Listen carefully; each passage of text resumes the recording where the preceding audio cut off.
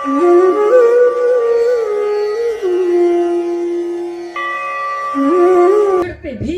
यानी ब्रह्मांड अस्तित्व यूनिवर्स भी उनके पुण्य कर्मों के अनुसार ही परिणाम देती है। जैसे मैं कहा लॉर्ड एक्शन पावर, प्रकृति वो देते हैं जो आप करते हैं। जो चिंतन आप अब गरीबी का चिंतन करेंगे, प्रकृति नेचर आपको गरीबी बनाएगी। आप अमीरी का चिंतन करते रहेंगे, आपके अंदर पॉजिटिव वेव में आप जाएंगे। आपके जीवन में कहीं ना कहीं एनर्जी अमीरी का आपके बॉडी के अंदर, आपके मन के अंदर पॉजिटिव एनर्जी आएगी। उसी तरह से इस संसार में जो भी चीज हो रहा, जो कुछ किया जा रहा है, इस हर एक चीज एक कण कण से, एक अणु अणु, परमाणु परमाणु से समस्त ब्रह्मांड, समस्त अस्तित्व जुड़ा है। आप नहीं समझ सकते। अगर आप एक व्यक्ति को गाली देते हैं, ये गाली यानी जो वॉइस है, ये शब्द है, ये भी ब्रह्मांड में जा करके अनंत अनंत अनंत अनंत तरंगों में गूंज रहा है। जो मेरी आवाज है, ये यहाँ बैठे 100, 200, 300 लोगों के हृदय में ही नहीं गूंज रहा, ये समस्त ब्रह्मांड में गूंज रहा। यह यूनिवर्सल साउंड है। जब आप किसी के हित के लिए, जब किसी के भलाई के लिए, दूसरे के लिए, अच्छे के लिए बात बोलते हैं, कल्याण की बात बोलते हैं, उसको कहते हैं यूनिवर्सल साउंड। नदियां आवाज करती हैं, बादल गरजते हैं, हवाएं आवाज करती है, ये यूनिवर्सल साउंड है। आपने कभी सोचा है नदी के किनारे आप बैठ जाओ आधा घंटा और नदी की कलकल धारा को सुनो, आपको सुकून देगा। क्यों सुकून देता है? मेरा बताया हुआ प्रयोग आप 15 दिन तक प्रयोग करके देखना। आप डिप्रेशन माइंड में हो, यानी आपका मन डिप्रेशन में है, 15 दिन लगातार सुबह शाम, नहीं तो 1 घंटा सुबह जाओ, नदी के किनारे बैठ जाओ और सब दिमाग ध्यान वही नदी की चलती हुई धारा पर लगा। नदी की पानी की जो लहरें चल रही हैं, जो आवाज कर रही हैं, उन आवाज को चुपचाप सुनो केवल 15 दिन।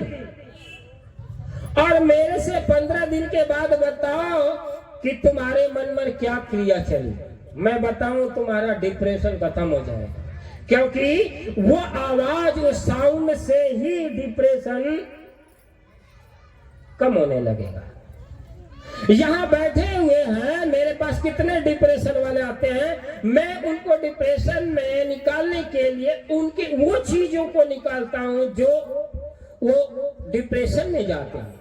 नेचर यानी प्रकृति, सूर्य, चंद्र, हवा, वायु, नदियां, झरने, ये सारे के सारे यूनिवर्सल साउंड है, क्योंकि मानव कल्याण के लिए ये अपना कार्य करती है। धरती अन्न दे रही है, नदियां प्यास बुझा रही हैं, सूर्य उष्मा दे रहा है, चंद्र चांदनी दे रहा है, हवाएं हमें ऑक्सीजन दे रही हैं। ये सब क्या है?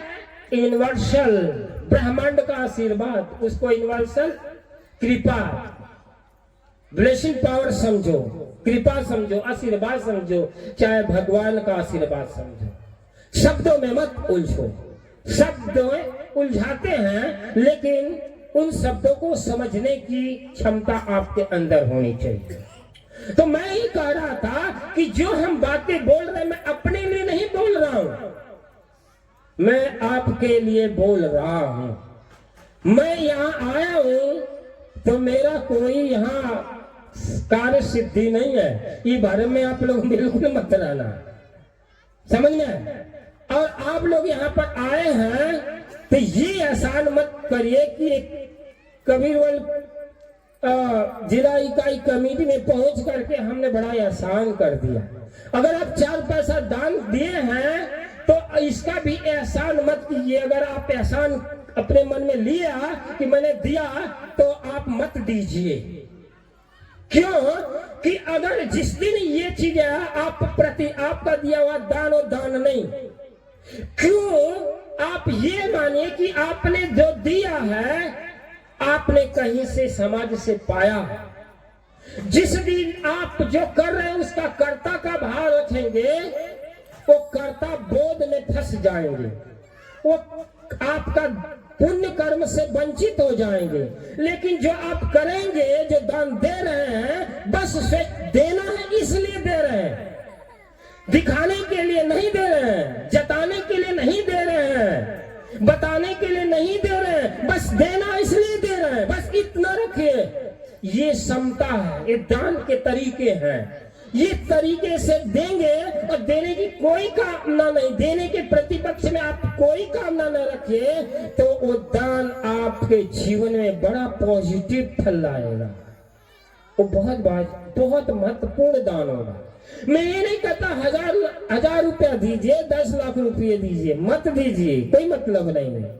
हम आपका पैसा लेने के लिए नहीं आए हैं, हमारे पास जो है वो भी ले लीजिए, कोई मतलब नहीं। क्योंकि जहां मांग है वहां बंधन है, जहां मांग खत्म हुई वही मुक्ति है। आप क्या मांग रहे हैं? आप प्रेम मांग रहे हैं, आशीर्वाद मांग रहे हैं, धन मांग रहे हैं, पुत्र मांग रहे हैं, नौकरी मांग रहे हैं, चाकरी मांग रहे हैं। आप मांग खत्म कीजिए, केवल कर्म कीजिए।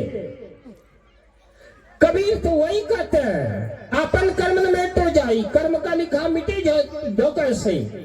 और कृष्ण भी तो वही कर रहे हैं। क्यों फर्क डाल रहे हो कृष्ण और कबीर में कि कर्म करो, फल की इच्छा मत करो?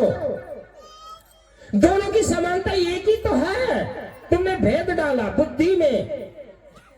इस बुद्धि के द्वैत भाव को मिटा करके मानवता का पोषक बनिए, मानवता का संवर्धन कीजिए, इंसानियत के फूल खिलाइए, प्रेम के सुगंध उड़ाइए। देखिए आपके जीवन में परम सौभाग्य उतरेगा, आपके जीवन की तपन बुझ जाएगी, आपका क्लेश मिट जाएगा, आप परम शांत, परम आनंदित हो जाएंगे। आपके जो दर्द है दिल की, जो वो मिट जाएंगे। जो अनंत जन्म की जो पीड़ाएं हैं, जो घाव जो रिस रहा है, जो बह रही मवाद मन के अंदर, पश्चाताप की, जलन की, दाह की, काम की, क्रोध की, लोभ की, मोह की, मत्सर की, ये सारे शांत हो जाएंगे। केवल सुविचार का औषध चाहिए। सुविचारम औषधम कोहम कश्य बिल्केन विद्यते। ये जो महाऔषधि है, सुविचार ही महाऔषधि है। और सुविचार आपके जीवन में नहीं मिला, सुंदर विचार आपके जीवन में नहीं मिला, तो आपके जीवन में क्लेश रूपी रोग निरंतर आपके मरघट तक पीछा करेगा। इसलिए एक कार्तिक पूर्णिमा ऐसे देव तुल्य महामानव का प्रादुर्भाव दिवस है, इसको हम प्रकाश पर्व के रूप में मना रहे हैं।